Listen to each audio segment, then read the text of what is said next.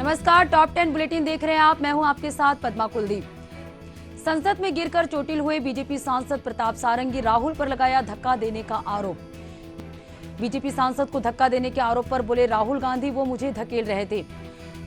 अखाड़ा बनी संसद। अंबेडकर मामले में प्रदर्शन के दौरान कांग्रेस बीजेपी आमने सामने, एक दूसरे पर लगाया धक्का मुक्की का आरोप। बीजेपी सांसदों ने की खड़गे प्रियंका के साथ की धक्का मुक्की, कांग्रेस ने वीडियो जारी कर लगाया आरोप। अंबेडकर वाले बयान पर अमित शाह को लालू यादव ने बताया पागल, कहा गृह मंत्री को फौरन इस्तीफा दे देना चाहिए। संभल में सपा सांसद जिया उर रहमान बर्क के खिलाफ एंटी पावर थेफ्ट की धारा 135 के तहत दर्ज हुई एफआईआर, पिता पर धमकाने का आरोप।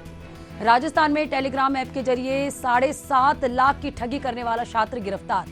छत्तीसगढ़ में नक्सलियों के खिलाफ एनआईए की बड़ी रेड, फंडिंग को लेकर सख्त एक्शन की तैयारी। झारखंड में पश्चिमी सिंहभूम में रेप के बाद लड़की की मौत, लोगों ने आरोपी को पीटा फिर किया पुलिस के हवाले।